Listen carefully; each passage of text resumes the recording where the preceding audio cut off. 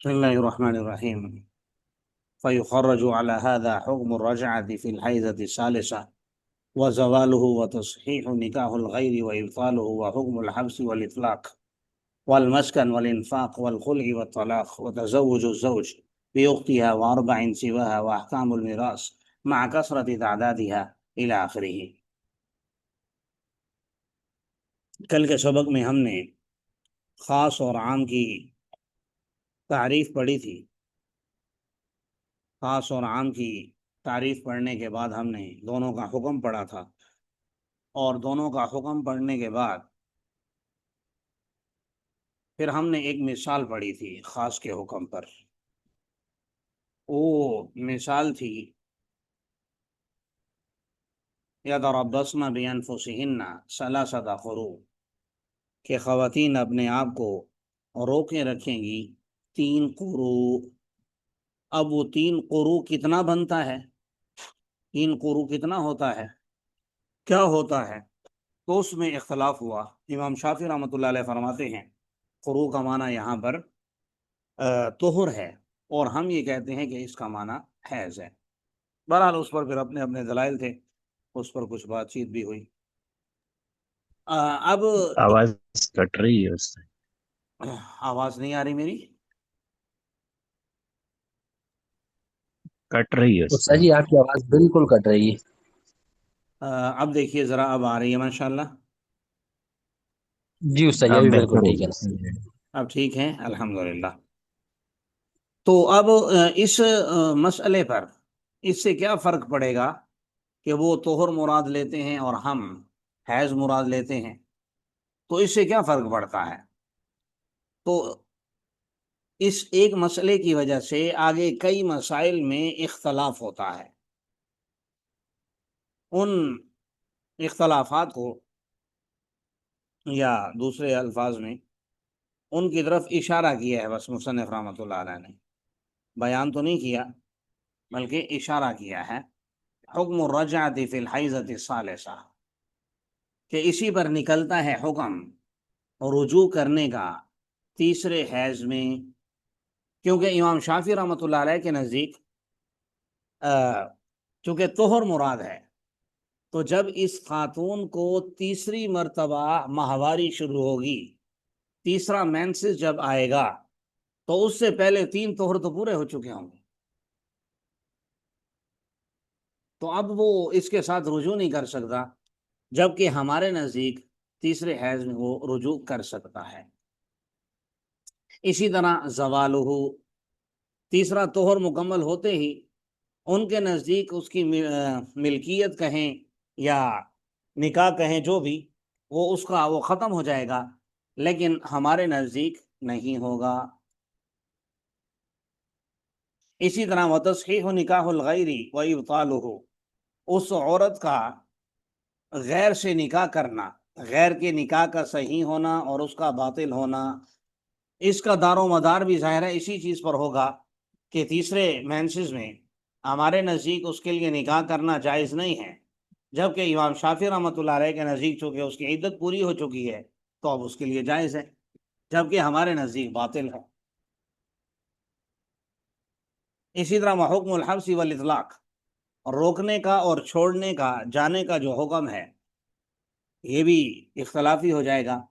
ہمارے نزدیک اسے روکنے کا اختیار ہے کیونکہ عدت ابھی باقی ہے، اور قرآن کہہ رہا ہے یتربصن بانفسہن ثلاثۃ قروء، کہ وہ خواتین اپنے آپ کو روکے رکھیں 3 قروء. تو اب یہ روکے گی اپنے آپ کو، ابھی اس پر حب سے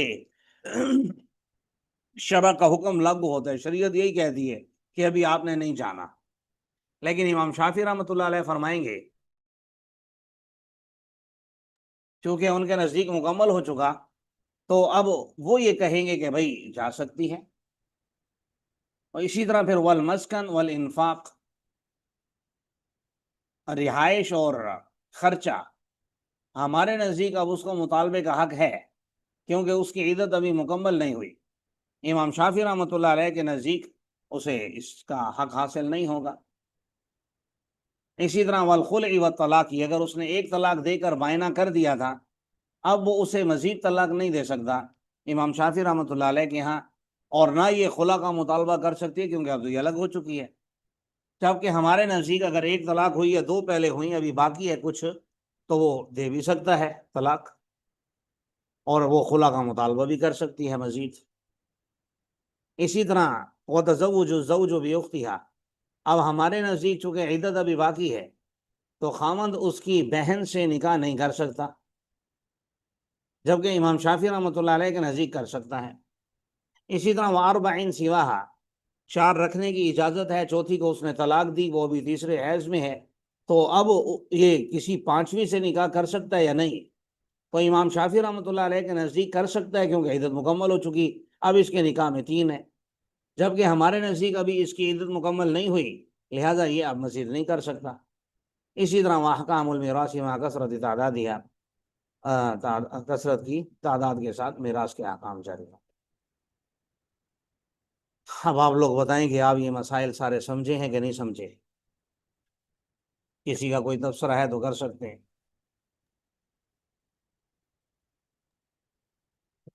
جی سمجھ گئے جی سر. سر جی الحمدللہ سمجھ آ گئی.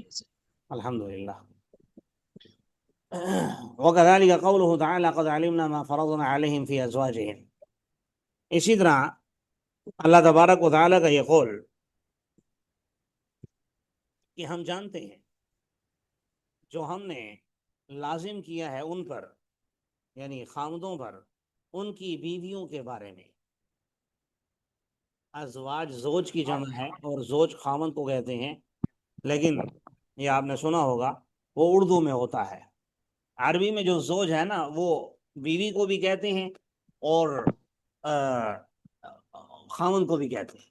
ہر ایک دوسرے کا زوج ہے، ہر ایک دوسرے کا زوج ہے. آپ لوگ سمجھ رہے ہیں؟ جی جی استاد جی. زوج کا لفظ جب جاندار کے لیے استعمال ہو تو ہر ایک کو دوسرے کا زوج کہتے ہیں. اور اگر یہی لفظ آپ نے پڑھا ہوگا کہ بے جان چیزوں میں استعمال ہو تو پھر یہ جفت کے معنی میں استعمال ہوتا ہے.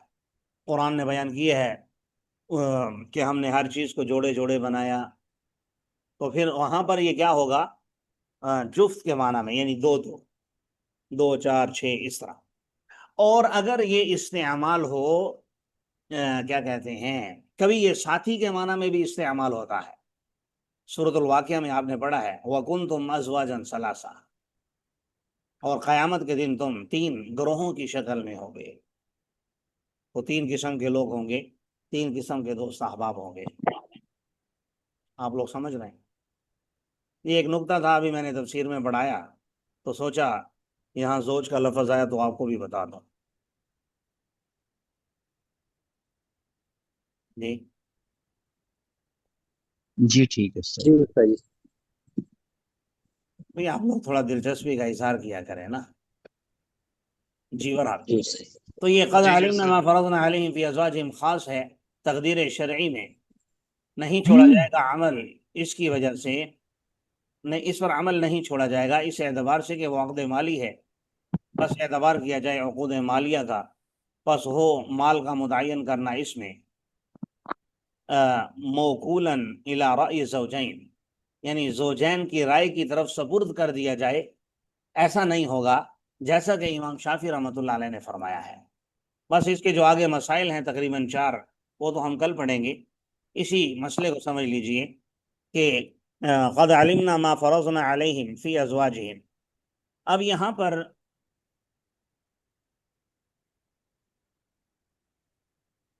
یہ جو فرضنا ہے ہم نے متعین کر دیا ہے، تعین کر دی ہے ہم نے، تو یہ خاص ہے تقدیر شرعی میں.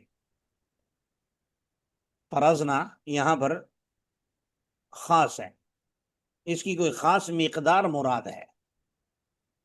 وہ کیا ہے وہ تو قرآن نے بیان نہیں کی، نبی کریم صلی اللہ علیہ وسلم نے بیان کر دی کہ کم از کم 10 دراہم، اور باقی چیزوں سے بھی ظاہر ہوتا ہے کہ کم از کم اتنا ہونا چاہیے. جیسے چور کا ہاتھ کٹتا ہے کم از کم 10 دراہم پر، اگر اس سے کم قیمت کی چیز ہو تو نہیں کٹتا. تو ایک عضو کی گویا قیمت 10 دراہم ہے. تو یہاں عورت بھی ایک عضو گویا یعنی اپنی عزت ثبوت کرتی ہے اپنے خامن کے، تو اس لیے اس کی قیمت بھی کم از کم 10 دراہم تو ہونی چاہیے. تو بہرحال قصہ مختصر یہ کہ یہ فرض نہ خاص ہے تقدیر شرعی میں، لہذا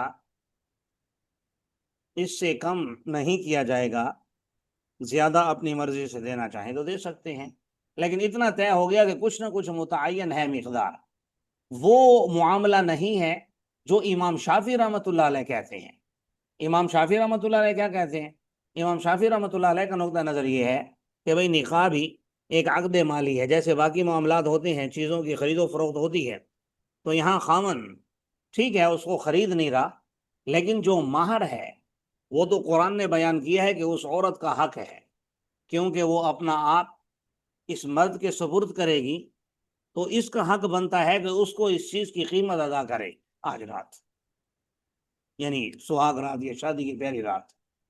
اب وہ قیمت ظاہر ہے اسی چیز کی ہے، تو جیسے باقی چیزوں میں جب کوئی چیز آپ لیتے ہیں تو آپس میں لین دین کرتے ہیں، نہیں بھائی اتنا ہونا چاہیے، نہیں بھائی اتنا ہونا چاہیے، تو امام شافعی رحمۃ اللہ علیہ فرماتے ہیں یہاں بھی آپس میں طے کر لیں، موکولاً الی رأی الزوجین، موکولن کا معنی مفوضاً، نیچے لکھا ہوا ہے کہ زوجین کی رائے کی طرف سپرد کیا گیا ہے، اب وہ جو آپس میں طے کریں گے وہی حق مہر ہوگا۔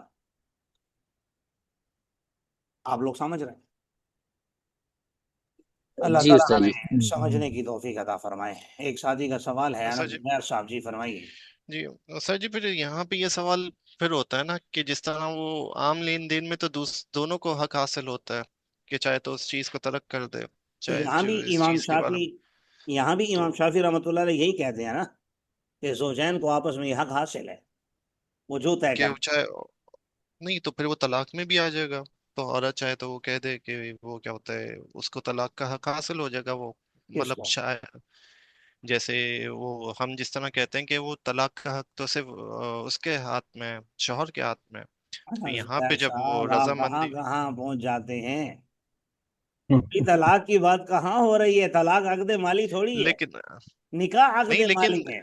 نکاح عقد مالی، تو عقد مالی میں تو یہ بھی تو ہوتا ہے نا کہ وہ چاہے تو ترک کر دے، دونوں کو حق حاصل ہوتا ہے، تو بائیں ابھی مشتری۔ شادی، تو وہ تو ٹھیک ہے، تو شادی ابھی ہوئی نہیں ہے، ترک کیسے کرے گا؟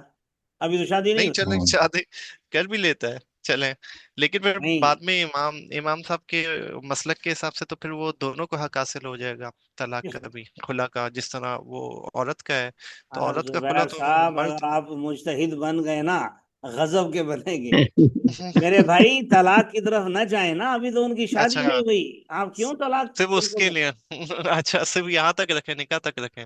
جی جی، اس کا معاملہ دیکھیں امام شافی، ایک بات تو یہ ہے کہ ہمارا یہ نقطہ نظر ہے ہی نہیں، یہ فقہ ہوں شافی میں ہے، تو فقہ ہوں شافی میں بھی آگے طلاق تک نہیں ہے۔ یہ الگ بات ہے کہ آپ کتاب الطلاق میں ایک طلاق بالمال کا مسئلہ پڑھیں گے، وہ ایک الگ بحث ہے، ہم اس میں نہیں پڑھتے، اچھا وہ ایک نیا اچھا معاملہ ہوگا۔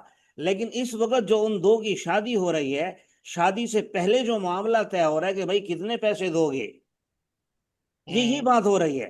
وہ کہتا ہے کہ ہوں میں 50 لاکھ دوں گا، 10 لاکھ دوں گا، یہاں پاکستان میں تو 10,000 یا 5,000 رو رو کے لکھواتے ہیں۔ ہوں میں الحمدللہ نکاح ہوں رجسٹرار بھی ہوں، تو جاتا ہوں دیکھتا ہوں تو لوگ روتے ہیں لکھواتے ہوئے۔ بہرحال بعض ہوں تو 33 صحیح۔ روپے 33 پیسے لکھوا رہے ہوتے ہیں مہر فاطمی سمجھ کر، تو یہ سب ہوں غلطی پر مبنی ہے، وہ لوگ ایسا نہیں ہے، کم از کم 10 ہوں درہم ہے۔ چلیں انشاءاللہ اس کی صحیح۔ آگے ابھی بات ختم نہیں بس ہوئی، جی 10 درہم۔ جی استاد جی، وہ فرضنا سے بس یہی حق مہر ہی مراد ہے نا استاد جی؟ جی جی، یہاں نیچے جی میں دکھا بھی دیتا ہوں آپ کو، جو صاحب کتاب ہے یہاں دیکھیں نا، ما فرضنا علیہم، نیچے لکھا ہوا ہے من المہور، یعنی مہر جی جی مراد ہے جی یہاں۔ بالکل۔ وہ سر جی جی جو ٹھیک۔ ہم صورت پھر بیان کرتے ہیں کہ مالم یسمى، جہاں پہ مہر نہیں وہ کیا ہوتا ہے شوہر نے طے کیا ہوا، تو اس کے لیے ہم کہہ دیتے ہیں کہ وہ کیا ہوتا ہے، وہ ہوتا مہر ہے مثل، مہر مثل ہوتا ہے، تو وہاں پہ تو پھر کچھ بھی نہیں ہے، تو شوہر نے اور اگر ان کے درمیان کچھ ہوا ہی نہیں تو پھر تو وہ جھگڑے کا باعث بن جائے گا۔ کیوں جھگڑے کا باعث بنے گا؟ شریعت نے طے نہیں تو کر اگر دیا کچھ بھی مہر نہیں ہے مثل۔ پھر مہر، اچھا یہ شریعت نے طے کر دیا تو وہ بھی امام شافعی بھی اس چیز کو مانتے ہیں۔ جی جی بالکل مانتے ہیں، امام شافعی صحیح۔ رحمۃ اللہ علیہ بھی مانتے ہیں۔ یہ حق مہر میں استاد جی، حق مہر میں کوئی اختلاف تو نہیں ہے نا استاد جی؟ کس طرح کا اختلاف؟ اختلاف اور یہ ابھی یعنی جو ہم کم نے زیادہ بیان میں کوئی کیا ہے، اختلاف؟ نہیں جی کم زیادہ میں یہ کون صاحب ہے ماشاءاللہ؟ سلیم استاد جی، سلیم. سلیم صاحب، اختلاف ہے تو بیان کر رہے ہیں نا. چلیں آپ کے استاد بھی تشریف لے آئے ہیں. جی اختلاف ہے تو بیان کر رہے ہیں نا. آپ کہہ رہے ہیں اختلاف تو نہیں ہے، تو یہ امام شافعی رحمۃ اللہ علیہ کیا کر رہے ہیں؟ اختلاف نہیں کر رہے. جی جی کہ سر. ہم کہہ رہے ہیں کم از کم 10 درائم یعنی فرض نہ متعین ہو گیا، وہ یہ کہہ رہے ہیں کہ نہیں متعین نہیں ہے، 2 درہم بھی طے ہو جی سکتا ہے.